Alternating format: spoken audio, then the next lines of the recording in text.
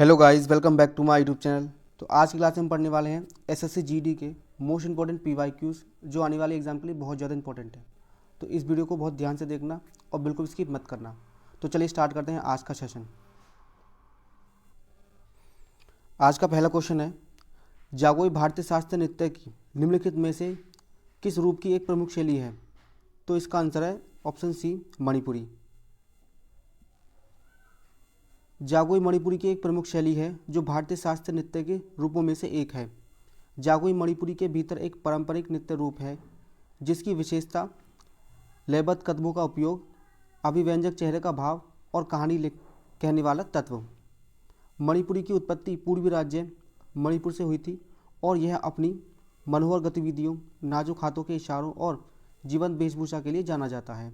ठीक, इतनी बात आपको याद रखनी है, इसमें ये इंपॉर्टेंट है, यहाँ से क्वेश्चन आगे बन सकता है। ठीक, आगे चलते हैं।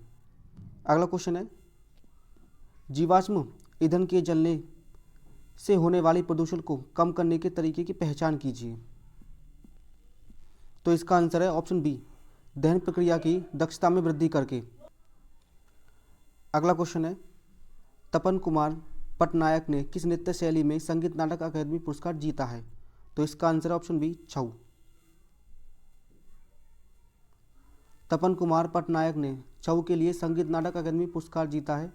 छऊ नृत्य एक पारंपरिक भारतीय नृत्य रूप है जिसकी उत्पत्ति पूर्वी राज्य झारखंड, पश्चिम बंगाल और उड़ीसा से हुई थी। ठीक है ना, इस बात को याद रखना, यहाँ से क्वेश्चन बन सकता है कि किस किस राज्य में किया जाता है ये नृत्य। ठीक है ना, इंपॉर्टेंट है ये।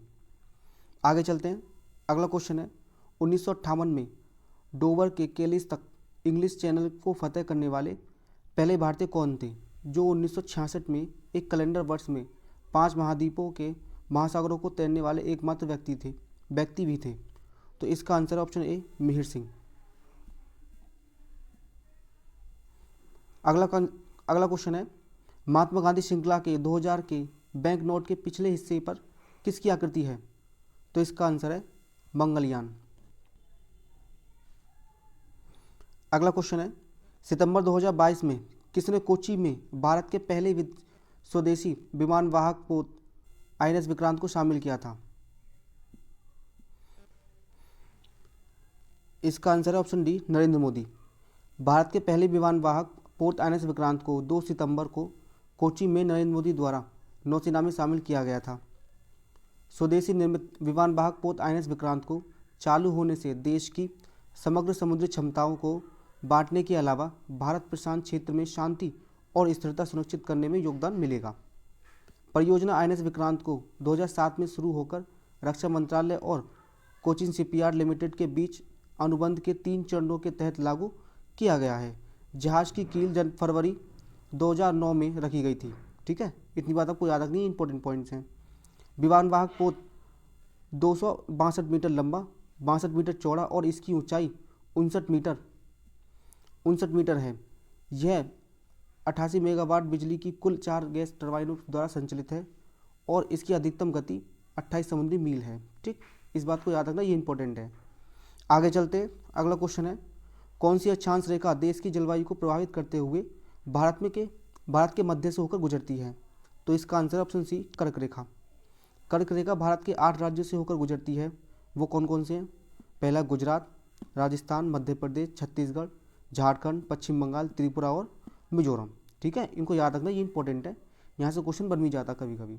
ठीक है ना, कभी कभी नहीं, बहुत ज़्यादा बनता है। ठीक, आगे चलते हैं। कर्क रेखा भूमध्य रेखा के 23.5 डिग्री उत्तर में पृथ्वी पर अक्षांश के समांतर है। महानदी भारत की एकमात्र नदी है जो कर्क रेखा को 2 बार काटती है। पहले मध्य प्रदेश, जहाँ से यह राजस्थान की ओर बहती है, और गुजरात में प्रवेश करती है जहाँ यह दूसरी बार काटती है। ठीक, इतनी बात आपको याद रखनी है, ये इंपॉर्टेंट है, यहाँ से क्वेश्चन बहुत बार पूछा भी गया है।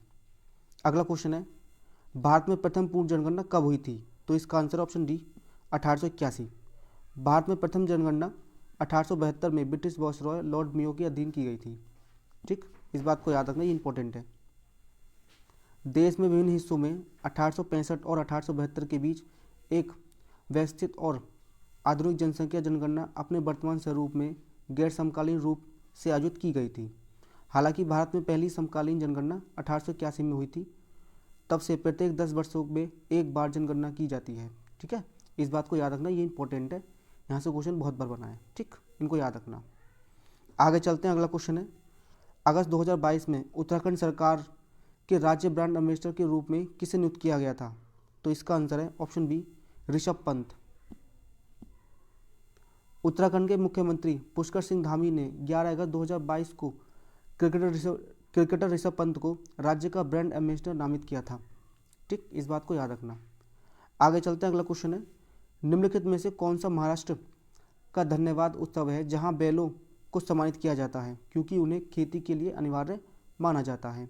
तो इसका आंसर ऑप्शन बी, पोला महोत्सव। ठीक, इसको याद रखना, ये इंपॉर्टेंट है। और महाराष्ट्र के और भी जो उत्सव है उनको याद रखना, जैसे ये है काला घोड़ा। ठीक है ना, इनको याद रखना, ये इंपॉर्टेंट है। तो चलिए आज के लिए इसमें इतना ही, कल फिर मिलता है नई वीडियो के साथ। जब तक के लिए थैंक यू।